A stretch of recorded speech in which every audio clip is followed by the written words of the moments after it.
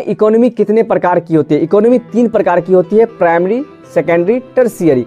Primary sector उन सब चीज़ों में को शामिल करती है जैसे जो प्रकृति पर निर्भर है, यानी कि खेती, मत्स्य पालन, खनन, इन सब चीज़ों को हम प्राइमरी सेक्टर में रखते हैं। आप सेकेंडरी सेक्टर को बोलते हैं मैन्युफैक्चरिंग सेक्टर, या आप सोच के देखो कि जहाँ पे निर्माण और विनिर्माण किया जाता हो। टर्शियरी सेक्टर में है वह सर्विस का, यानी कि टीचर्स, ड्राइवर, डॉक्टर्स, ये सब आपको सर्विस प्रोवाइड करते हैं, उसके बदले आपसे पैसे लेते हैं, उससे कोई उत्पादन नहीं होता है। अब हम अगली बात करते हैं, असल में भारत की समस्या क्या है गरीबी में, हम ये भी देख लेते हैं।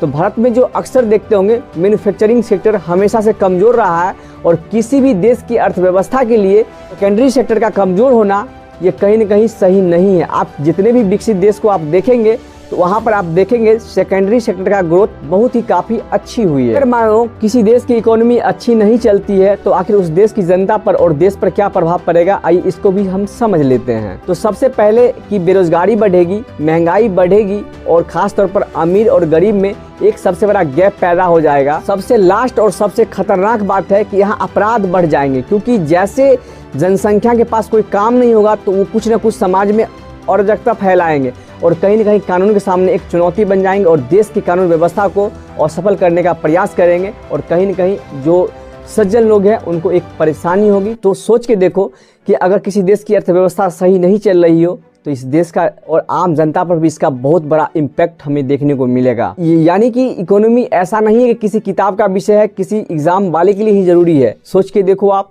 ये सबके लिए जरूरी है। जितना हमारे लिए जरूरी है उतना आपके लिए भी जरूरी है, उतना सभी लोगों के लिए जरूरी है। क्योंकि मैं पहले ही वीडियो में बता चुका हूँ कि मानो कोई सब्जी बेचने वाला हो, कोई नौकरी करता हो, कोई मजदूरी करता हो, तो आप यही सोच के देखो, पैसा कमाने, बांटने, खर्च करने की पद्धति को हम इकोनॉमी बोलते हैं। तो सोच के देखो, पैसा आपके पास होगा, कहीं न कहीं होगे तो खर्च उर्च करते होगे। तो ये वीडियो कहीं न कहीं आपके लिए भी उतना ही इम्पोर्टेंट है। अब आखिरी सवाल है कि सरकार टैक्स के रूप में इतने रुपए लेती है, लेकिन उस टैक्स के बदले में न तो हमें अच्छी सड़क, न अस्पताल, न स्कूल मिलती है।